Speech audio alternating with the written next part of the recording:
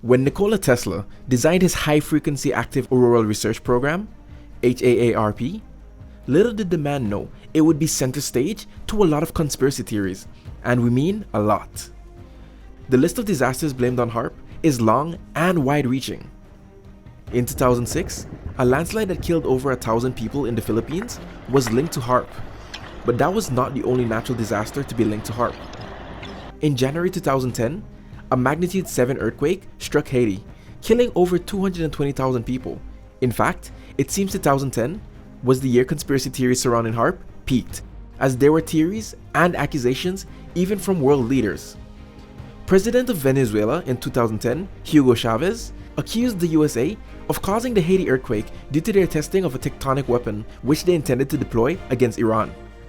In the same 2010, the president of Iran at the same time, Mahmoud Ahmadinejad, said the flood in Pakistan had been caused using HAARP's electromagnetic waves. In 2011, Japan experienced an earthquake and tsunami, a magnitude 9 earthquake that killed 18,000 people. This has also been linked to HAARP by conspiracy theorists. But the one thing all these theories have in common, there's never a coherent explanation for how antennae in the US could be used to cause tsunamis and floods around the world. When asked, the go-to answers of these theorists is always that the US government is hiding something. Enough about conspiracy theories. What exactly is HAARP? HAARP stands for High Frequency Active Auroral Research Program, and it was designed by Nikola Tesla to study the farthest part of Earth's atmosphere, so as to improve communication and navigation systems. Who owns HAARP? From 1990 to 2014, HAARP belonged to the US Navy and Air Force. In 2015, it was handed over to University of Alaska Fairbanks. Can HAARP be used to manipulate the Earth's conditions? The scientists working on HAARP said categorically that the project cannot be used to control the weather.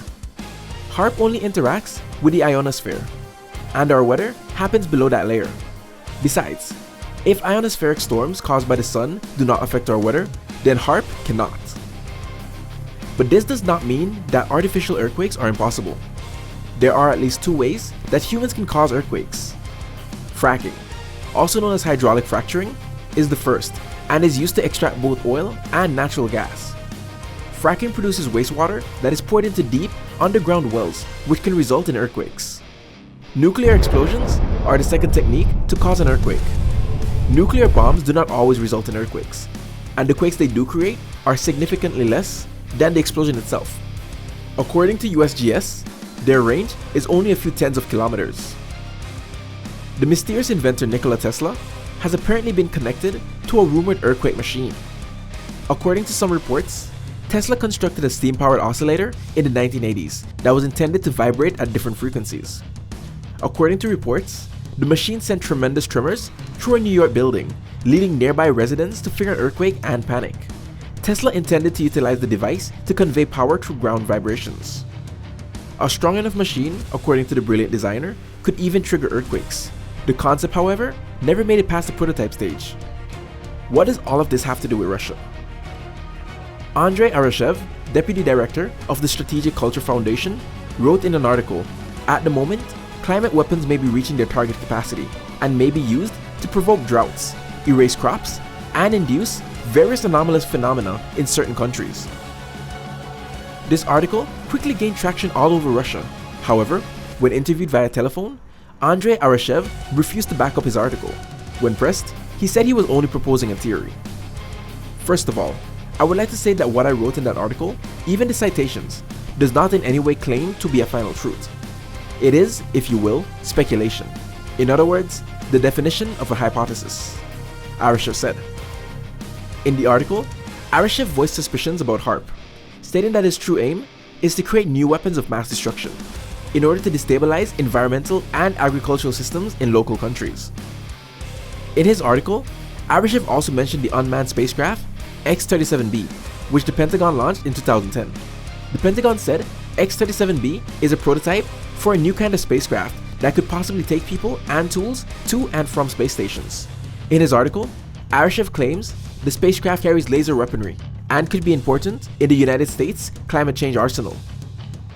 Arashev insists that he was not a conspiracy theorist. When asked if he knew whether Russia was experimenting with climate control methods, Arsha said he did not know, since he was not a member of the government. What does all this mean? That HAARP is used against Russia? Most definitely not. This is just another round of conspiracy theories growing on the fertile soil of the conflict between Russia and Ukraine. However, Elon Musk did deploy Starlink satellites to help Ukraine remain connected to the internet, so that's something. But he's definitely not using HAARP against Russia. Finally, authorities and governments must improve their communication in order to prevent conspiracy theories from developing from internet discussions into sources of widespread alarm, as social media's audience expands and scientific initiatives get more sophisticated.